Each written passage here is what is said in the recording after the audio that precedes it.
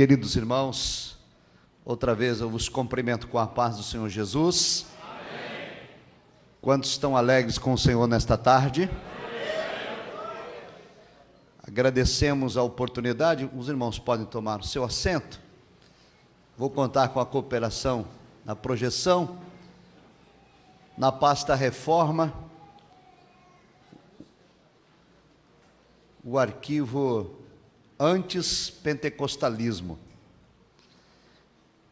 Mais uma vez, enquanto a projeção está sendo ajustada, eu quero agradecer a Deus pela oportunidade de retornar aqui em Bento Ribeiro, para juntos adorarmos a Jesus, ao pastor Horácio.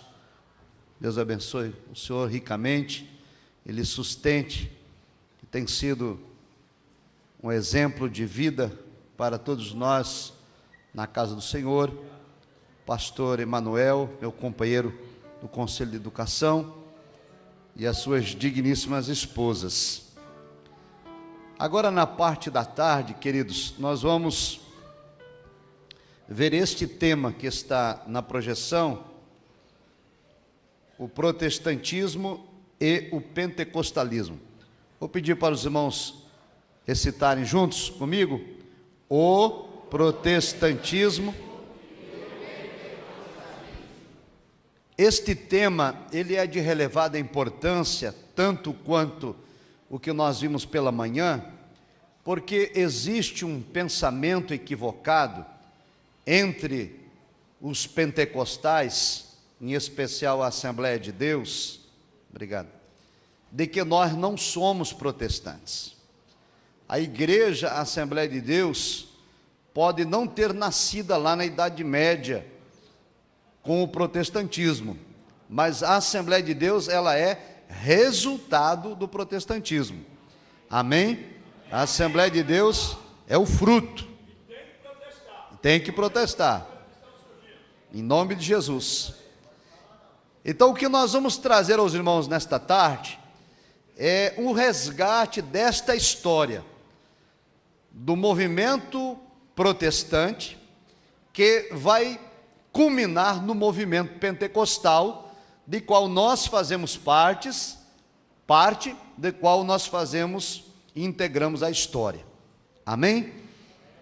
Bem, quando Martinho Lutero é usado por Deus para protestar contra o catolicismo, contra os dogmas, contra as indulgências, contra os ritos e etc., inicia-se então na igreja a reforma. Surge um movimento chamado luterano, que são os seguidores de Martinho Lutero, que institui uma nova igreja e começa um novo tempo. Mas esta igreja luterana, da qual Martinho Lutero não gostava que chamavam ela de luterana, ele dizia: a igreja não pode ser luterana, porque a igreja é de Deus, a igreja não é minha. E ele nunca concordou que se chamasse a igreja de luterana, que era uma alusão ao nome dele. Ele disse: olha, meu nome é como um trapo de imundícia, meu nome é nada. O nome que deve ser exaltado e sobressair na igreja é o nome de Cristo. Amém?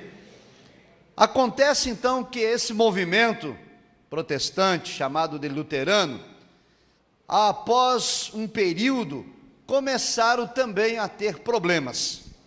E aí vai nascer dentro da igreja luterana um movimento de resgate da igreja ao princípio apostólico. Esse movimento é chamado de pietismo.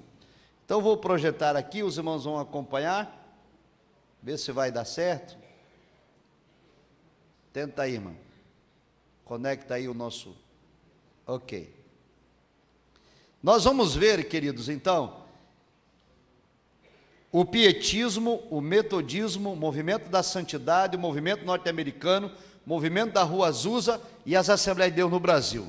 Parece muita coisa, mas vou ser bem sucinto, bem objetivo em cada ponto, para os irmãos saberem o legado que Deus confiou a cada um de nós e a responsabilidade que nós temos diante de Deus e com aqueles que nos antecederam, que foram instrumento e canal usado pelo Senhor para que o Evangelho chegasse até nós.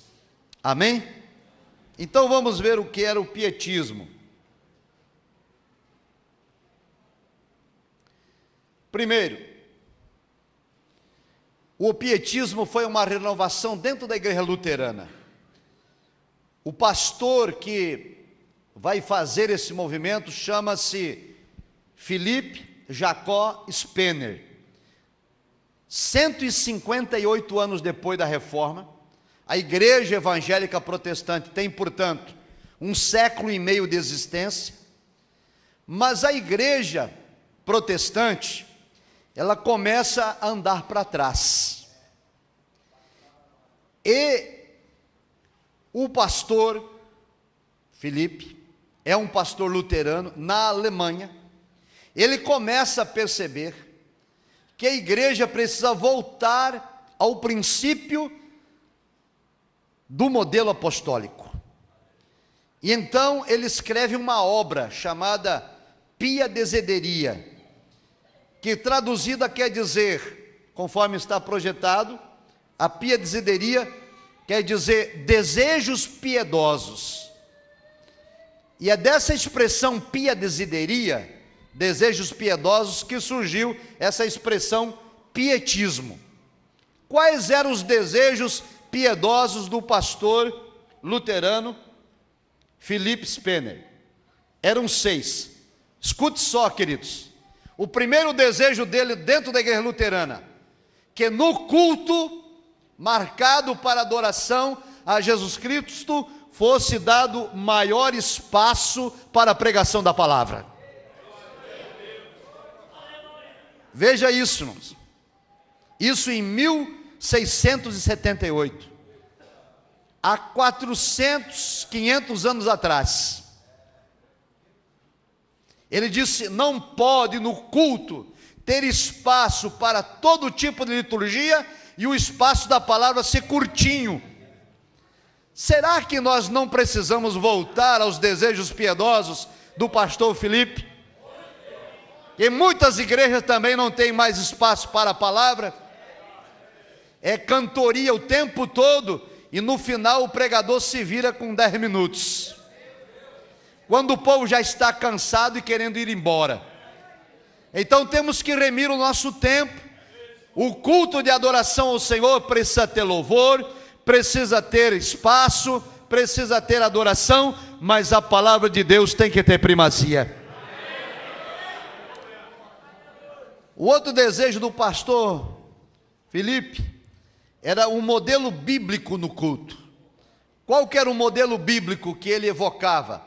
O que Paulo escreveu à igreja em Corinto. Ele disse: quando vocês se reúnem, um tem salmo, o outro tem doutrina, o outro tem profecia, e tudo seja feito para a edificação. Aleluia. Ele disse: a igreja tem que ser edificada. Quando o culto termina, a igreja tem que voltar para casa edificada, abençoada, transformada. Não pode haver no culto, segundo dizia ele, espaço para autopromoção, para vaidade, mas o espaço do culto é para a doutrina, que é o ensino da palavra, os salmos, que são os louvores, e a profecia, que é a manifestação do Espírito Santo. Em nome de Jesus, ele precisava que a igreja fosse reformada nesse sentido. Então, queridos, esse desejo dele passa a ser ensinado. O que mais que ele pede? Defesa da fé cristã, era a apologia. Ele diz: temos que fazer a apologia ao que é verdadeiro. Não podemos, em hipótese alguma, concordar com aquilo que é errado. Não importa quem está ensinando, não importa quem está anunciando, se estiver errado, tem que ser contestado à luz da palavra de Deus. Então ele pregava contra a heresia. Hoje em dia o povo está aí cheio de dedos. Eu não vou falar, eu não vou dizer, porque senão vou ferir este, vou ferir aquele. Mas, amados irmãos, quando nós concordamos com o pecado, que não queremos ferir, quem sabe, a sensibilidade de alguém, nós estamos entristecendo o Espírito Santo de Deus, que nos deu a responsabilidade de pregar a verdade. Então ele fazia essa apologia. O que tem que ser pregado no culto é a doutrina bíblica. Não é para contar historinha, quando era pequenininho não sei aonde, não é para contar vantagem do que fez ou deixou de fazer, é para pregar a Jesus Cristo. Esse era o desejo do pastor Filipe, luterano, lá em 1600 e pouco. Estudo teológico, bíblico, uma defesa que ele fez também. Tem que colocar dentro da igreja estudo teológico bíblico. A igreja tem que aprender a Bíblia, tem de conhecer a doutrina. Não pode ser uma teologia filosófica, não pode ser uma teologia banal. Ele dizia, a teologia tem que ser essencialmente Bíblia.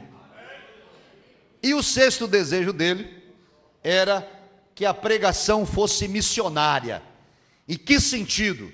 A pregação tinha por propósito alcançar a alma dos perdidos. Ao término do culto, ele ensinava, é necessário conversão de almas. A mensagem tem que tocar no coração das vidas e trazê-las para Cristo. Porém, irmãos, os outros pastores luteranos não concordaram. E o pastor Filipe foi expulso. E até o dia de hoje é assim. Então ele começou a se reunir com um grupo de irmãos na casa dele, já que ele tinha sido expulso. Se não concordar, é rua. Mas o que ele desejava era que a igreja apenas vivesse a palavra. Mas o movimento iniciado por ele, chamado de pietismo, não foi em vão. A semente ficou germinando no coração do povo. Porque a palavra de Deus, irmãos, ela não volta vazia. O homem pode se levantar em contrário, as instituições podem se levantar em contrário, podemos ser perseguidos, mas a palavra de Deus permanece livre. Foi que Paulo escreveu, ele disse, eu sou prisioneiro, mas o evangelho não. Aleluia, evangelho é livre. Então vem surgir a partir do pietismo um outro movimento dentro da igreja, chamado de metodismo. O pietismo foi lá na Alemanha, mas essas ideias do pastor Filipe Spender na Alemanha, elas se divulgaram pela Europa, chegaram na Inglaterra, movimento pietista, de voltar à Bíblia, de voltar ao modelo de culto apostólico, de dar espaço para a palavra no culto, e etc, etc, como já vimos. E esse movimento então vai alcançar uma família, lá na Inglaterra. Tem um pastor chamado Samuel Wesley. Ele tem 15 filhos. Não tinha televisão, não tinha internet. 15 meninos. E numa madrugada na Inglaterra, a casa do pastor Samuel Wesley pegou fogo. E ele tinha um menino mais novo, o 15º, o caçulinha, que tinha 4 anos de idade. Todo mundo acordou com a casa pegando fogo e correram, menos esse menino que chamava John Wesley. John Wesley estava dormindo no segundo andar da casa e lá dormindo ficou.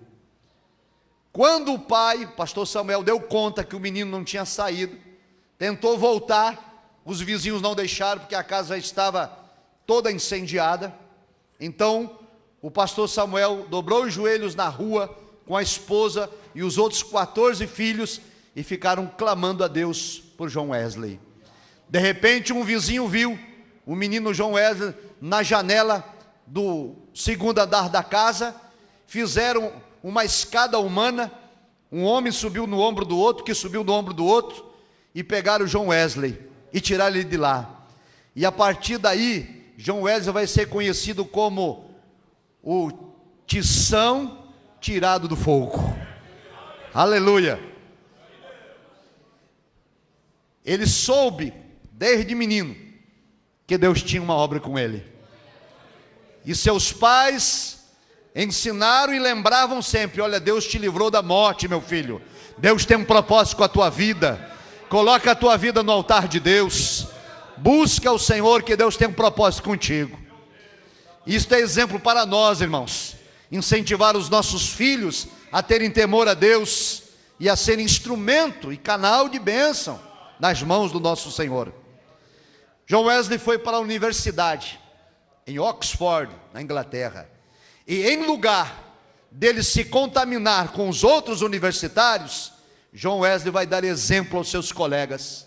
Ele reúne um grupo de alunos e no intervalo, no recreio, ele cria uma reunião de oração e de estudo da Bíblia. Esse grupo de alunos que se reúne no recreio recebe o apelido dos outros universitários de Clube Santo. Amém? E como eles se reuniam sempre no mesmo horário, estudavam sobre sempre o mesmo método, chamaram eles de metodistas. John Wesley, então, ele vai instaurar esse modelo de estudar a Bíblia, que é o estudo sistemático, cada dia um capítulo, cada dia uma porção, estudar com profundidade, conhecer, entender, interpretar e aplicar no coração. Esse movimento metodista começa a crescer, a se desenvolver, e eles começam a ensinar sobre a segunda obra da graça. John Wesley dizia, ele e os seus seguidores, não é só isso. Lá no Pentecostes, lá no livro de Atos, no capítulo 2, o povo era revestido de poder. Tem uma segunda graça, tem uma segunda obra, além da salvação, tem algo mais. Tem o poder de Deus na vida do salvo. E esse poder, essa segunda graça, eles começaram a chamar então de batismo no Espírito Santo. Amém? Que estava na Bíblia, no livro de Atos, no capítulo 2, mas que na Idade Média, como os irmãos viram aqui pela manhã, pela decadência da igreja, o Espírito Santo se retirou.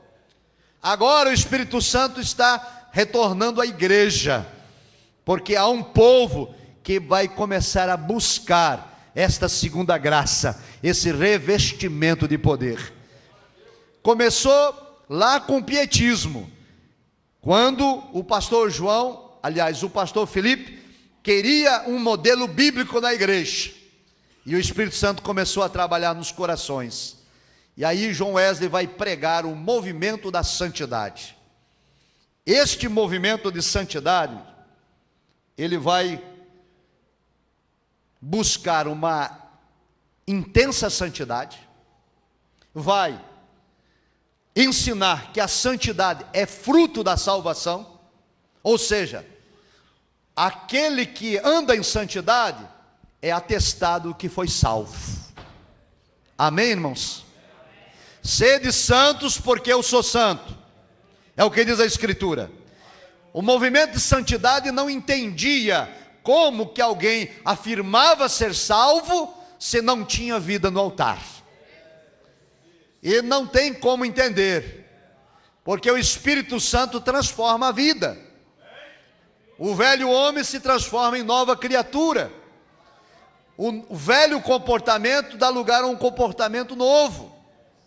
Então esse movimento da santidade ensinava a igreja, nessa época, a voltar ao princípio bíblico, a abandonar o pecado, adultério, prostituição, vícios, drogas e tudo mais. Era necessário abandonar. Havia nessa época na igreja, irmãos, um comprometimento com o mundo. As pessoas bebiam, as pessoas se embriagavam, as pessoas tinham problemas de imoralidade e estavam dentro da igreja. Alguns pastores da igreja já reformada também tinham uma vida de ociosidade. Na Inglaterra, por exemplo, eles abandonavam atividades da igreja para ir ao jogo de golfe, para beber chopp. E esse movimento da santidade começa a resgatar a igreja de volta à Bíblia. Eles ensinam também a cura divina e a vinda de Jesus. A ênfase do movimento de santidade eram três: o salvo em Cristo evidencia a sua salvação quando anda em santidade. O poder de Deus presente na vida do santo pode, através da pregação da palavra e da oração intercessória, operar cura divina. E também ensinavam que Jesus Cristo voltaria. Eu quero que os irmãos gravem isso. Eles pregam salvação, cura divina e vinda de Jesus. Presta só num detalhe no slogan da Assembleia de Deus: Jesus Cristo salva, cura, batiza com o Espírito Santo e breve voltará. Lá no movimento de santidade, nós temos três dos jargões do nosso lema: Jesus salva, Jesus cura e Jesus voltará. Amém? Esse movimento de santidade, ele vai ter um salto e vai atingir a América do Norte, os Estados Unidos, e começa o movimento americano. Neste movimento americano, eles acrescentam: Jesus salva, Jesus cura, breve voltará e batiza com fogo. Aleluia. Amém, irmãos? Nesse movimento, das últimas décadas do século XIX, surgem missionários e evangelistas que se tornaram famosos no mundo, como Moody, Charles Finney, Benjamin Irving, e eles começam a ensinar a igreja de que o batismo com o Espírito Santo, a evidência inicial é falar línguas estranhas. Amém? Conforme está escrito na Bíblia. Irmãos queridos, batismo com o Espírito Santo não é sentir uma alegria no coração. Batismo no Espírito Santo não é sentir um calor pelo corpo. Batismo com o Espírito Santo não é uma euforia que eu sinto durante o culto. Batismo com o Espírito Santo bíblico é falar línguas estranhas. Este é o ensino bíblico. Hoje estão inserindo outros modelos de batismo, como já citei, mas eles não são bíblicos, são teorias humanas, são conceitos humanos. O batismo com o Espírito Santo faz o crente falar línguas estranhas. Escute, inclusive a pessoa que tem dificuldade na fala, até o mudo, quando é batizado, fala línguas estranhas. Amém? Esse movimento, então, que começa lá na Alemanha, com o pastor Philipp Spener, dentro da igreja luterana, de voltar ao modelo bíblico, de dar espaço para a palavra, que depois vai para o metodismo com John Wesley, ensinando cura divina, ensinando santidade, ensinando que Cristo virá. Depois o movimento americano, que concede também espaço ao batismo com o Espírito Santo, vai produzir alguns homens que, usados por Deus, começam a realizar cruzadas de pregação do Evangelho, de ministração da palavra, da ministração da cura, da ministração do batismo com o Espírito Santo, nunca deixando de enfatizar a necessidade da santidade.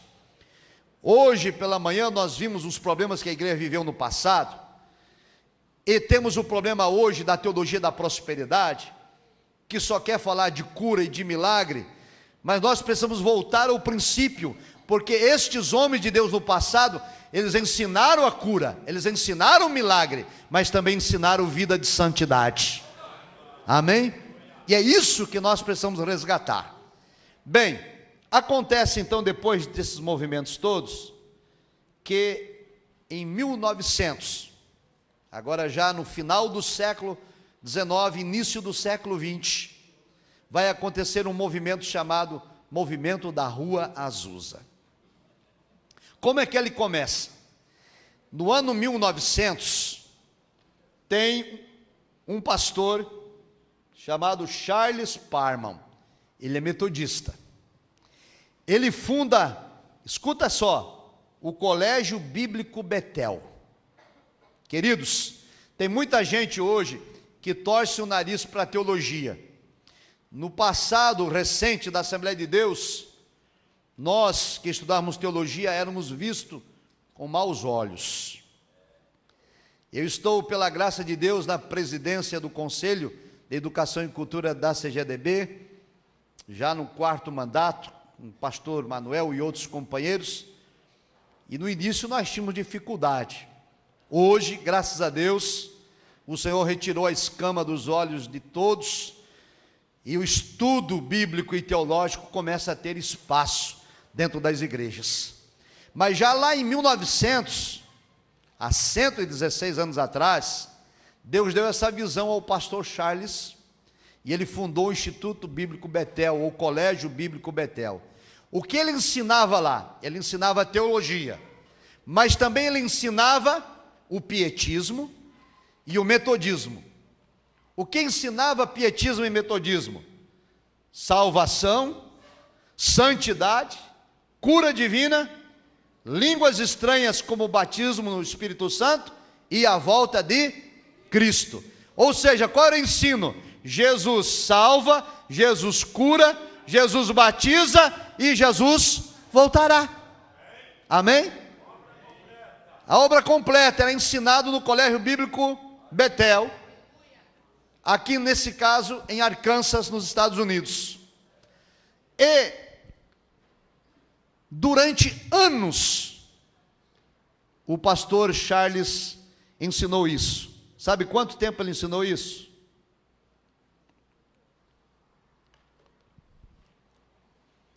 Ele ensinou por décadas, mas nunca tinha sido batizado com o Espírito Santo. Nem ele, nem os seus alunos. Então ele marcou um culto de vigília no Colégio Bíblico Betel, que era o seminário, 31 de dezembro do ano 1900. Culto de vigília, para esperar o ano novo. Na virada do ano, eles começaram a orar: Jesus, batiza com o Espírito Santo. E a história diz que essa irmã, Agnes Osman, quando durante a oração começa a falar línguas estranhas, ela era seminarista, e aquele culto de vigília durou uma semana. O culto não terminou, amanheceu o dia, os alunos continuaram, veio o dia seguinte e lá permaneceram. Durante a semana toda, Jesus batizou com o Espírito Santo todos que estavam ali, inclusive o pastor Charles. Bendito seja Deus. Queridos, esse movimento do batismo com o Espírito Santo foi chamado de Movimento da Fé Apostólica e Movimento da Chuva Seródia.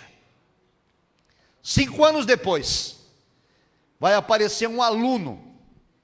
O pastor Charles, ele abriu uma outra escola, e agora no Texas. E lá no Texas, em 1905, vai aparecer um aluno, William Seymour. Mas este aluno, irmãos, ele não pode entrar dentro da sala de aula. Ele é proibido de entrar. Então ele falou com o pastor Charles: posso assistir do lado de fora, posso espiar pela janela, posso escutar pela janela. Ele foi autorizado. Por que ele não podia entrar? Porque ele era negro. Era o racismo americano. Isso é 1905. Ele era pobre. Ele era um ex-garçom. Os pais dele eram ex-escravos. Além disso, o Simon, pobre, negro e cego de um olho. Olhavam para ele, é nada, é ninguém. Mas ele disse: posso assistir às aulas do lado de fora. E ele humildemente assistia às aulas do lado de fora. E fazia suas anotações. E lá dentro da sala de aula, ele ouvia a mensagem: Jesus salva, cura, batiza com o Espírito Santo e breve voltará. Esse era o ensino bíblico, baseado nas Escrituras. Salvação, a doutrina da salvação. Cura divina, Espírito Santo, escatologia, a volta de Cristo. Era teologia bíblica pura. E ele está lá ouvindo, aprendendo. E ele foi batizado com o Espírito Santo. Ele é tocado por Jesus. E então, um ano depois, ele se muda para Los Angeles, em 1906. E lá em Los Angeles, ele vai alugar um cortiço, um estábulo. Era na Rua Azusa. Era o endereço da igreja de Simon. Negro, ex-garçom, cego de um olho. O galpão que ele alugou tinha sido cortiço e estábulo. E agora ele colocou lá um nome: Missão da Fé Apostólica. Lembra do movimento lá do Colégio Bíblico Betel, quando receberam o batismo com o Espírito Santo? O povo dizia: Movimento da Fé Apostólica. Porque a fé apostólica inclui o batismo com o Espírito Santo. E o Simon começou a pregar: Jesus cura, Jesus salva, Jesus batiza com o Espírito Santo e breve voltará. O Simon era de pouca oratória, ele não tinha muita cultura, mas tinha graça, tinha poder, tinha virtude. Ele pregava e o Espírito Santo de Deus batizava. Ele pregava e o Espírito Santo curava. Ele pregava e as pessoas se convertiam. Então, irmãos, escuta só. O movimento pentecostal da Rua Azusa incomodou as outras igrejas. As igrejas que havia na época, as tradicionais: luteranas, presbiterianas, anglicanas, batistas e outras. Então mandaram um repórter disfarçado para assistir o culto, para saber o que acontecia lá. O repórter foi, assistiu o culto e no dia seguinte publicou uma reportagem com o seguinte título. Vou colocar aqui a projeção do título: Estranha Babel de Línguas. E o povo leu, e esse repórter massacrou a igreja de Simon. Disse que o Simon era ignorante, que não sabia pregar, que a igreja era um barulho só, que era uma Babel de línguas estranhas. E então, isto lá nos Estados Unidos, em Los Angeles, o povo, quando leu aquela reportagem, o tiro saiu pela culatra. O povo dizia: quero ver o que é isso. E o povo começou a assistir o culto. Os pastores da cidade começaram a ir assistir. E Jesus começou a batizar com o Espírito Santo. Os pastores iam lá, contrário ao Pentecostes, e voltavam batizados. Aleluia. Isto é obra do Espírito Santo de Deus, irmãos. Quando nós estamos no projeto de Deus, pode se levantar quem quiser, a obra do Senhor não pode parar, a porta que Deus abre ninguém pode fechar. Aleluia. Então o movimento da Rua Azusa é o movimento pentecostal do século XX. E a partir dali, da Rua Azusa, desse pregador negro, pastor Simon, muitos outros pastores começam a ser alcançados com o Espírito Santo. Várias igrejas são alcançadas, entre elas as igrejas batistas. E das igrejas batistas aparece lá um pastor formado em teologia, graduado em teologia, cuja monografia escreveu sob o título O Tabernáculo da Fé. E esse pastor batista vai numa conferência e é batizado com o Espírito Santo. Esse pastor batista, irmão, sabe quem é? Gunnar Vingre. Antes dele, um mês antes, um outro membro da igreja batista, Daniel Berg, tinha sido batizado com o Espírito Santo. Eles se conhecem em Chicago, nos Estados Unidos. Embora ambos eram suecos e estavam nos Estados Unidos a trabalho. O pastor Gunnar Vingre pastoreava uma igreja e o Daniel Berg trabalhava numa feira. Eles lá se conheceram. E a Bíblia diz, aliás, a história diz que num culto de oração, em que está o pastor Gunnar Vingre e o seu colega Daniel Berg, o Espírito Santo de Deus dá uma revelação. Um irmão chamado Udi tem uma visão. Nesta visão, ele vê o Pará. E ele conta ao pastor Gunnar Vingre: Deus está lhe chamando para o Pará. Eles perguntam: quem é Pará? Onde é o Pará? Ninguém conhecia, ninguém nem tinha ouvido falar.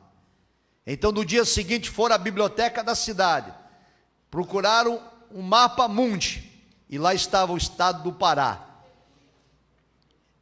Pará, norte do Brasil. E desde aquele dia eles souberam que o Espírito Santo de Deus lhes mandava para o Brasil. Durante um ano eles oraram, durante um ano eles intercederam, durante um ano eles jejuaram, durante um ano eles buscaram confirmação, e o Senhor confirmou a obra. E então, queridos, no dia 5 de novembro do ano de 1910, eles embarcaram em Nova York num navio chamado Clemente, um navio que viria para o Brasil. Viajaram 15 dias na terceira classe. Quando eles embarcaram, eles foram num culto antes de embarcar. E lá no culto eles receberam uma oferta. Com essa oferta, eles foram comprar roupa, porque eles estavam nos Estados Unidos, inverno, só tinham roupa pesada, casaco de lã, calça de lã, e foram comprar roupa leve para chegar ao Brasil, ao Pará, tropical, muito calor, quem já foi lá sabe. E eles compraram roupas novas com aquela oferta, compraram mala, e estavam felizes da vida. Embarcaram no navio. Só que quando chegaram no porto em Nova York, os estivadores estavam em greve. Isso em 1910. Os estivadores em greve, sabe o que fizeram? Não embarcaram a mala de ninguém. No meio da viagem, Gunnar Vingre e Daniel Berg descobriram que as malas novas deles e as roupinhas de calor tinham ficado em Nova York. Quando chegaram no Brasil, desembarcaram aqui no dia 19 de novembro de 1910, num calor tremendo, eles com casaco de lã, calça de lã, camisa de lã, sem nenhuma roupa de calor. Mas a história diz, queridos, que eles desceram do navio, embarcaram na canoa que os levaria até o porto, subiram a escadaria de pedras. Quem tiver o desejo, ou quem já foi, sabe, lá em Belém do Pará, tem a escada dos pioneiros. Eu já tive a oportunidade de ir lá algumas vezes, fazer o mesmo trajeto.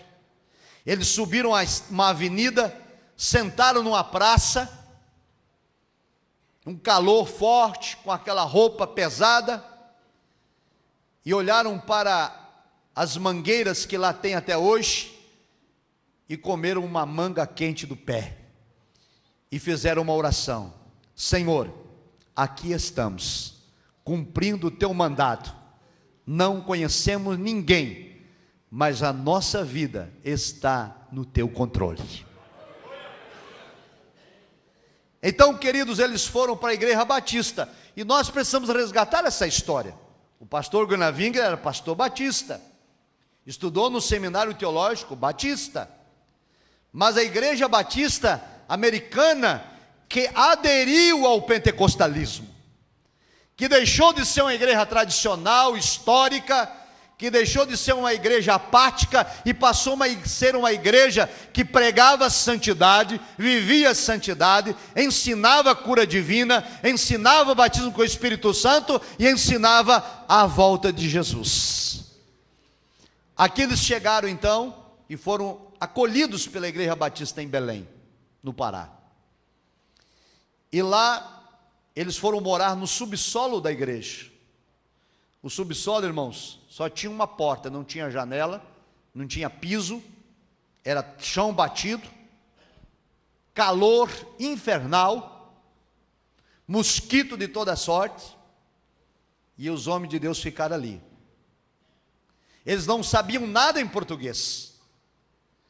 E o Daniel Berg agora tinha a profissão de fundidor. Ele foi trabalhar no porto como fundidor, e o Daniel Berg trabalhava e o Gunnar Wingren estudava português. Durante o dia, Gunnar Wingren estudava português, e à noite, quando o Daniel Berg chegava, ele ensinava o que tinha aprendido para ele. E eles começaram então a ter oportunidade na igreja para cantar. Já que eles não falavam nada em português ainda, eles cantavam em inglês. Mas quando ele começou então a falar português, ele começou a pregar. E qual era a mensagem? Jesus Cristo salva, cura, batiza com o Espírito Santo e breve voltará. A Igreja Batista tradicional em Belém do Pará não queria aceitar aquela mensagem. Mas escuta só, uma irmã chamada Celina Albuquerque era superintendente da escola bíblica dominical, muito dedicada, professora, conhecedora da Bíblia, respeitadíssima, adoeceu. Ela foi acometida de um tumor no lábio, um câncer na boca. E ela foi afastada por ordem médica, mandada para casa a esperar a morte. Mas os pregadores, Gunaving e Daniel Berg, diziam: Jesus cura. Jesus cura. Ele salva e Ele cura. Ele salva, Ele cura, Ele batiza com o Espírito Santo e voltará. E a irmã Celina Albuquerque recebeu aquela palavra. Ela disse: eu já sou salva, mas agora eu preciso de cura. E chamou então os missionários para ele fazer um culto na casa dela. E lá eles foram. E no momento da oração, Jesus curou Celina Albuquerque. O tumor desapareceu.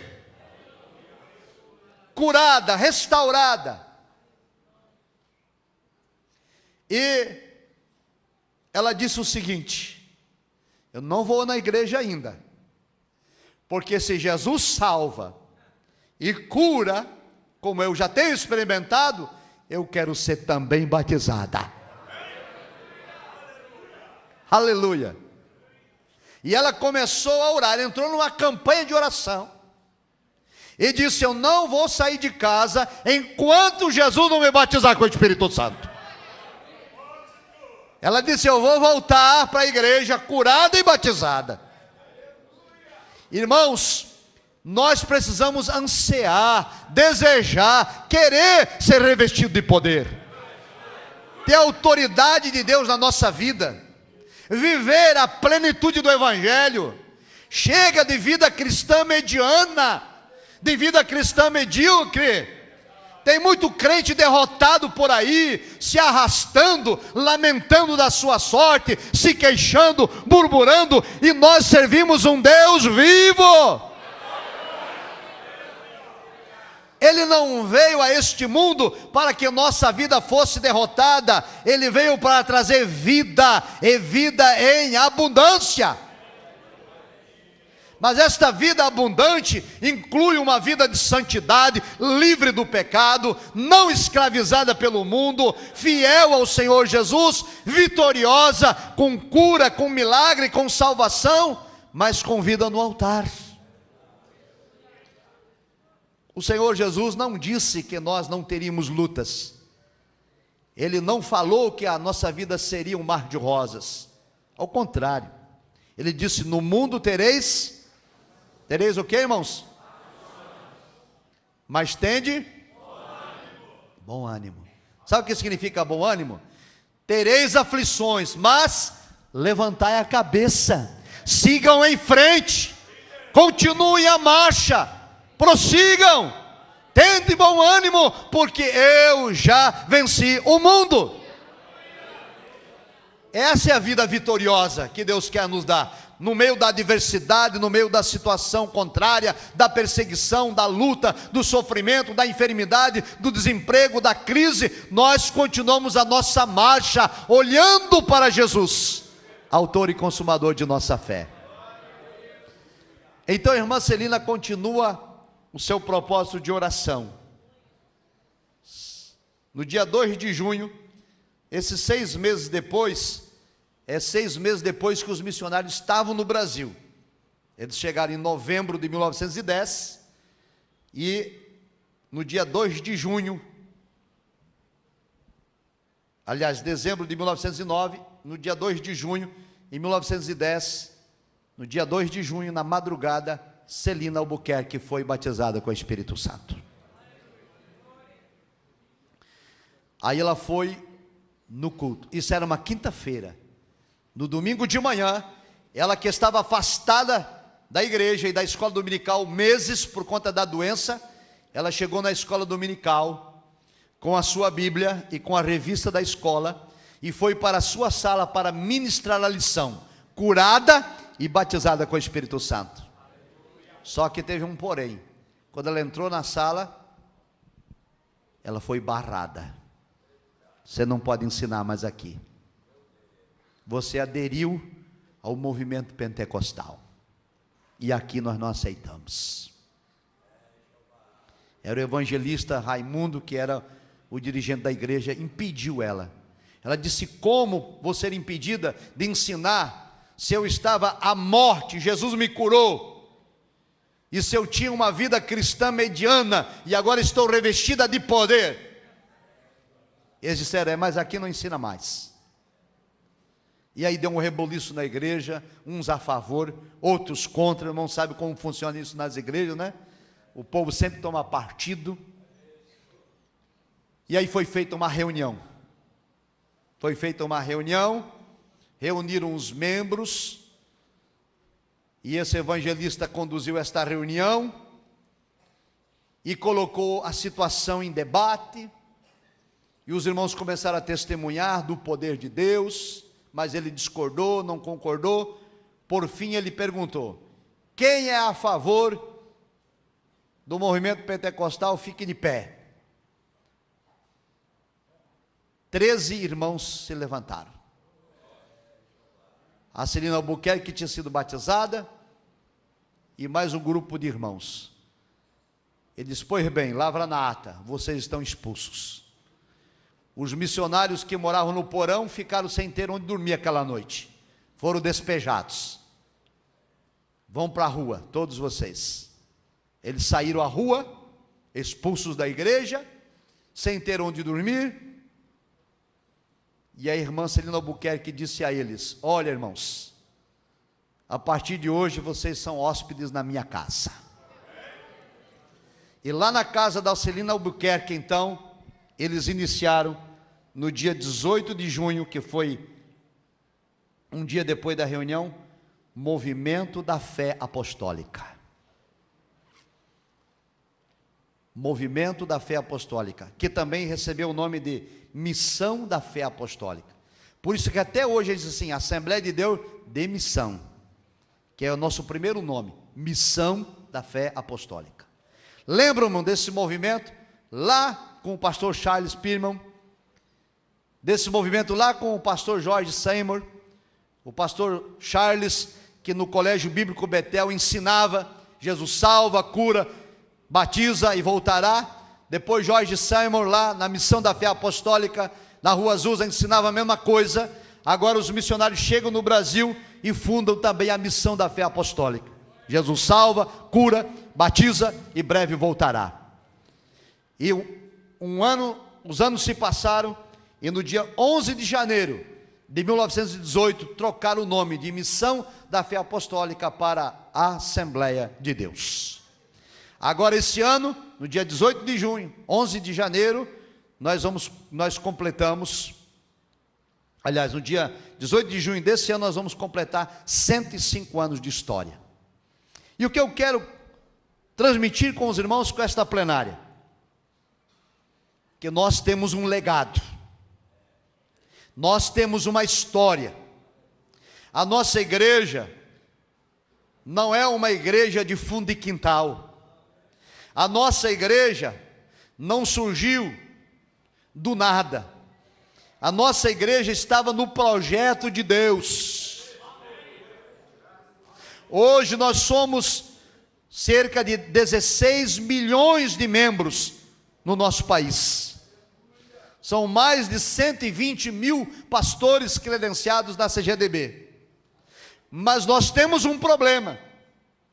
Por esse crescimento enorme, a igreja tem se distanciado do evangelho em muitos lugares. Líderes e pastores que não conhecem a história, que não sabem dos fatos que trouxeram a igreja até hoje, precisam retornar ao princípio bíblico e voltar a ensinar a palavra. É preciso ensinar como prioridade: Jesus Cristo salva. É preciso pregar a salvação. E a salvação inclui regeneração, inclui arrependimento, inclui mudança de vida, mudança de comportamento. A salvação requer que o homem e a mulher vivam em novidade de vida. E nós precisamos pregar esta verdade à igreja. Os nossos antecessores ensinavam que a santidade é uma obra que acontece logo depois da salvação. Amém, irmãos? Porque o crente salvo é diferente daquele que não é salvo. Na igreja tem o crente e depois tem o salvo. O crente é o que acredita, mas o crente salva é o que acredita e obedece. Tem muita gente na igreja que acredita, não, eu creio, mas não obedece. Tem muito crente que não quer ser pastoreado, não quer ser ensinado, não quer ser exortado, desobedece. Tem pastores também que não querem ser liderados. É por isso, irmãos, que está cheio de igrejolas em cada esquina, de gente rebelde, desobediente, que não quer obedecer. E aí ele precisa, para mandar, ele mesmo criar a própria igreja para ser o chefe dela. Nós precisamos de discernimento, queridos. Precisamos de sabedoria. Escute, meus irmãos, o pastor, o líder vocacionado por Deus, ele tem que ter compromisso com esta história e, sobretudo, compromisso com a palavra de Deus. Pregar a verdade. Paulo disse: pregue em tempo e fora de tempo. Amados, Paulo mandou Timóteo pastorear a igreja em Éfeso e mandou Tito pastorear a igreja em Creta. As duas igrejas estavam em sérios problemas. A igreja de Creta tinha se rebelado, tinha facções dentro da igreja. Os cretenses eram por natureza fofoqueiros, andavam de casa em casa fomentando situações das mais diversas. E o apóstolo Paulo mandou Tito para lá e disse: Tito, eu te coloquei em Creta para você colocar em ordem as coisas que ainda restam. Exatamente. E sabe como foi que Paulo disse a Tito que ele iria conseguir colocar as coisas em ordem? Ele disse: Tito, primeiro, sirva de exemplo. Você seja o exemplo. E depois, pregue a palavra. Ele mandou Timóteo para Éfeso. Éfeso está com o mesmo problema: heresia dentro da igreja, modismo dentro da igreja. E Paulo disse para Timóteo: Timóteo, só tem um jeito de você ordenar a igreja em Éfeso: seja exemplo e pregue a palavra. Amém, irmãos? Exemplo. O líder tem que ser exemplo. Exemplo de santidade, de comprometimento, de fidelidade, de vida no altar. Exemplo de marido, exemplo de pai, exemplo de obreiro. E pregar a palavra, ensinar a palavra. Doa quem doer. A palavra é de Deus, ela é do Senhor. É Ele que se compromete em cumprir a palavra. Eu vou confessar aos irmãos, eu fico muito triste quando eu estou no altar e estou ouvindo o pregador contar historinha, contar fábulas. Não tem mensagem, não conhece a Bíblia, não tem conteúdo, por isso tem que contar historinha, para agradar o povo. Agora eu vou falar uma coisa pessoal, particular. Respeito os pregadores que usam desse subterfúgio, mas eu não gosto. Assim, olha para o teu irmão e diga tal coisa. Perdeu o tempo comigo, que eu não vou dizer nada. Olha agora e faça isso. Querido, você não é animador de plateia, você é pregador do Evangelho de Jesus. Animador de plateia no palco, é no circo. Aqui é altar, é lugar sagrado. É para usar o tempo para a palavra. É o pietismo lá do pastor Finney. Espaço para a palavra. Se quer conduzir o povo a fazer alguma coisa, conduza o povo a falar com Deus. Diga ao povo: agora, irmão, você vai conversar com Deus. Agora você vai se comprometer com Deus. Agora você vai confessar sua culpa para Deus. Mas isso sou eu. E muita gente séria também. Queridos, a palavra de Deus é para ser pregada no púlpito. Salvação é a doutrina. Jesus Cristo veio para buscar e salvar quem estava perdido.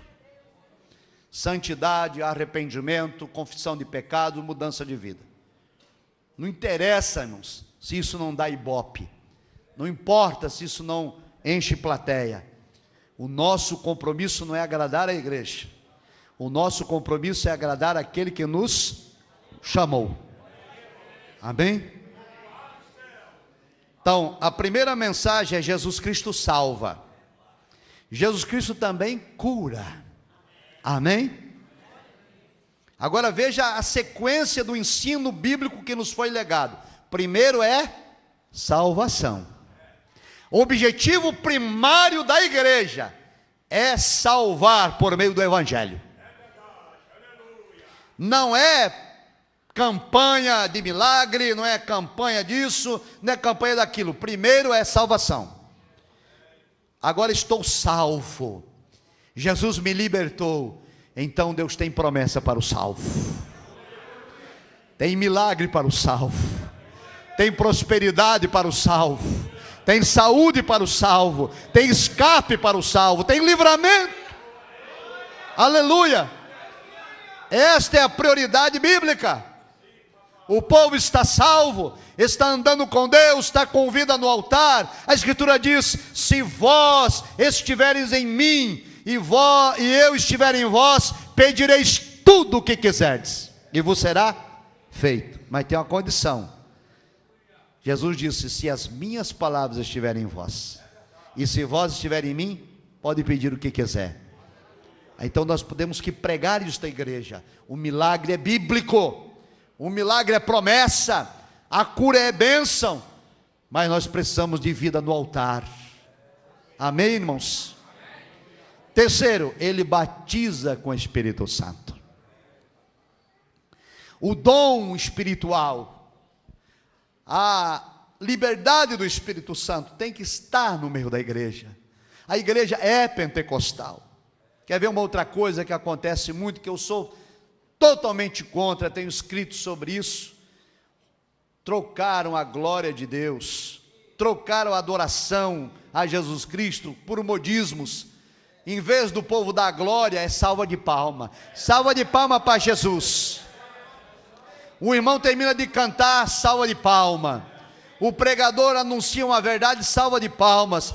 Para o nosso Deus, irmãos, é glória, louvor, aleluia, adoração.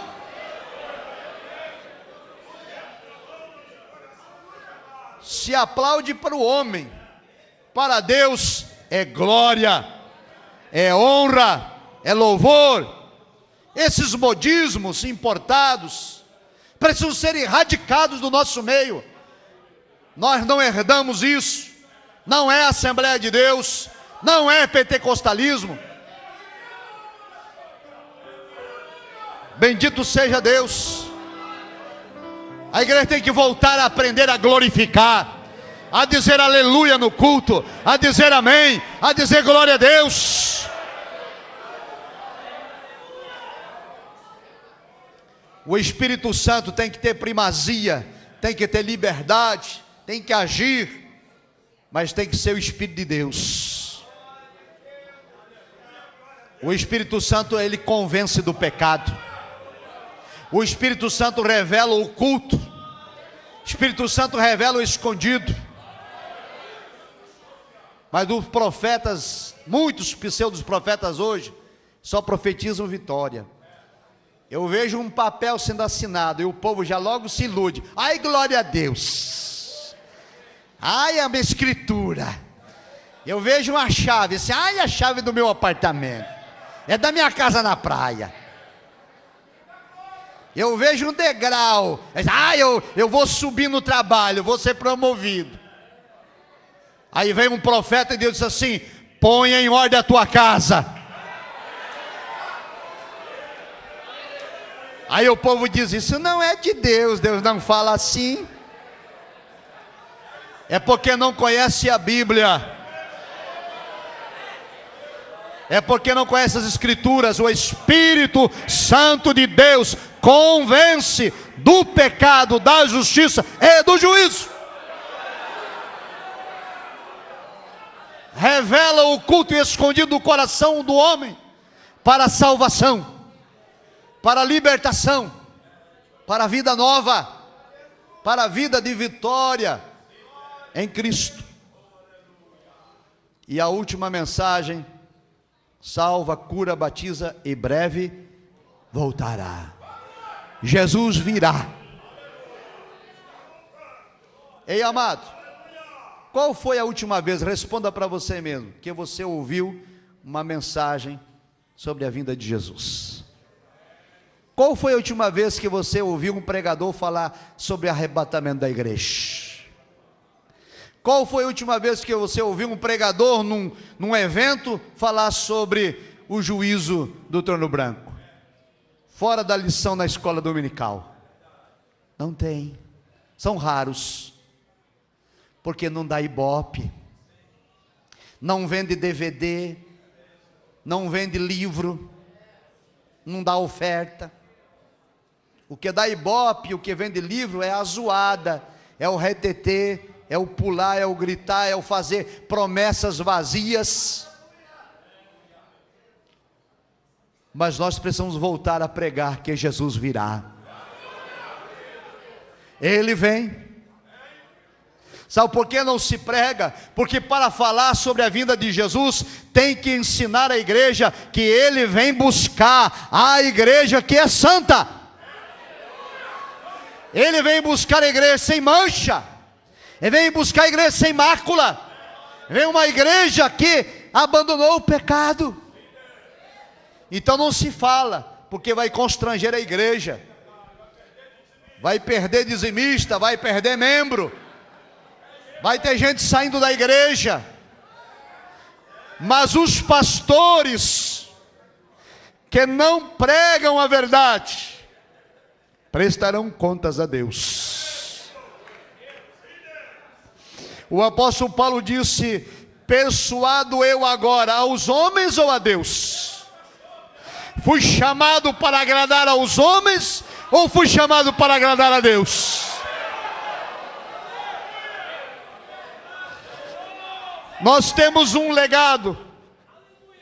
Nós somos a geração da reforma. Nós somos a geração do Pentecostes.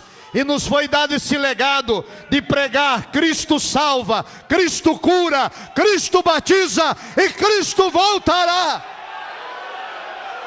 Vamos nos colocar em pé em nome de Jesus. Aleluia. E nesta tarde o Espírito Santo de Deus venha inundar o teu ser, pregador da palavra, pregadora da palavra, homens e mulheres de Deus. Levanta a tua mão para o céu, adore, adore, seja um adorador.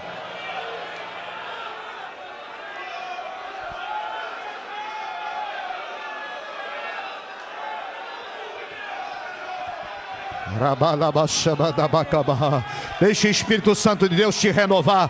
Deixa o Espírito Santo de Deus te encher. Deixa Deus te encher. Levanta a tua voz e adore. Aleluia. Jesus Cristo, Senhor da glória, batiza com o Espírito Santo nesta tarde. Batiza com o Espírito Santo. Renova no Espírito Santo. Renova no Espírito Santo.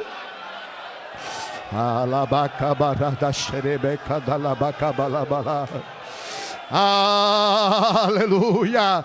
Deixa Deus te usar, irmão. Deixa Deus te usar, irmã. Seja, aleluia, um adorador. Seja um defensor da verdade. Seja um pregador da verdade. Seja um instrumento. Seja um canal. Leve este legado à tua igreja, ao ministério que Deus lhe confiou, em nome de Jesus. Maravilhoso Deus e eterno Pai, te adoramos pela tua palavra, te adoramos pelo teu Espírito, te adoramos por este lugar, por este momento, por esta hora. A ti a glória, a ti a honra, a ti o louvor. Restaura, renova, batiza, cura, transforma e prospera o teu povo na terra. Assim nós oramos para a glória de Deus. Aleluia.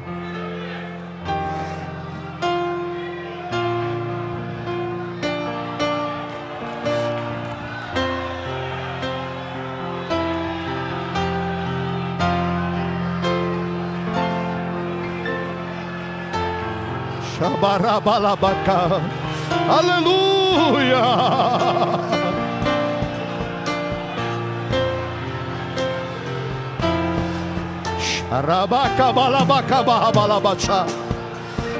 Santo, santo, santo, santo, santo, santo é o Senhor dos exércitos.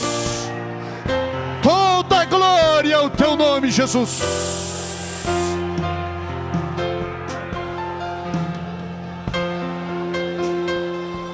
Aleluia.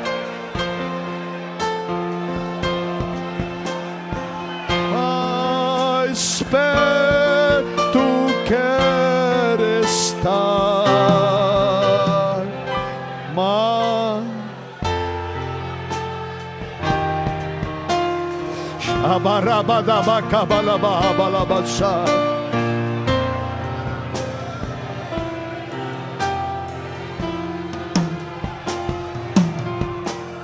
Aleluia.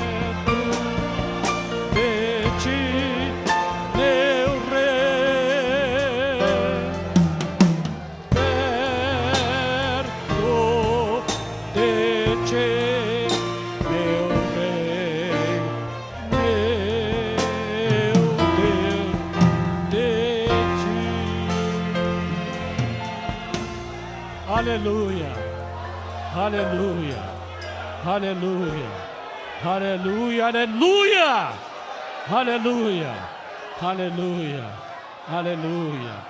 Louvado seja o nome do Senhor.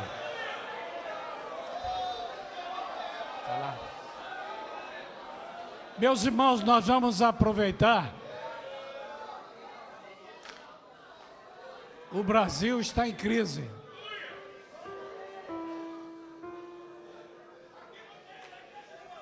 O Brasil está em crise. Quem é o dono do Brasil? Quem é o dono? Do Senhor é a terra. É dele. Ele tem poder para intervir. É ele que faz. Nas mãos dele está o poder e a autoridade. Se meu povo que se chama pelo meu nome, está escrito lá, se converter, der meia volta e buscar ao Senhor e se converter dos maus caminhos, eu abrirei a janela dos céus. Ele vai abrir, ele vai intervir e vai dar vitória à igreja. Pastor Horácio, quer falar? Vamos orar. Pastor Mário Lúcio.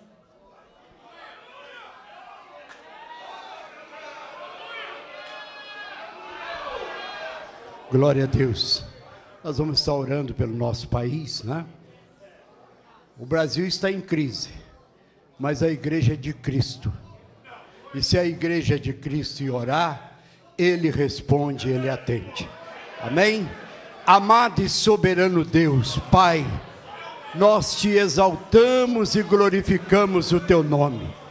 Haja vista, o nosso país está passando por um momento difícil, Senhor, em que as pessoas estão sem uma solução, buscando, Senhor, desesperadamente, talvez até por caminhos errados, por direções de homens que são amantes de si mesmo, que são amantes do poder e não têm a solução para o país. Mas nós oramos a Ti, ó Deus, porque a Tua palavra nos diz que feliz a nação cujo Deus é o Senhor. Por isso, ó Deus, em meio ao Brasil está arrolado a idolatria, feitiçaria, macumbaria, mas aqui existe neste país uma igreja que clama, uma igreja que ora e que busca a Tua face, e todas as vezes que ela se põe a adorar e exaltar o Teu nome, a resposta vem. Por isso nós te pedimos nesta tarde, pela nossa nação, pelo nosso país, ouve o clamor do Teu povo, Senhor, e desça a Tua graça sobre esta nação. Ó Deus, nós oramos a Ti, em nome de Jesus. Amém, Senhor. Amém.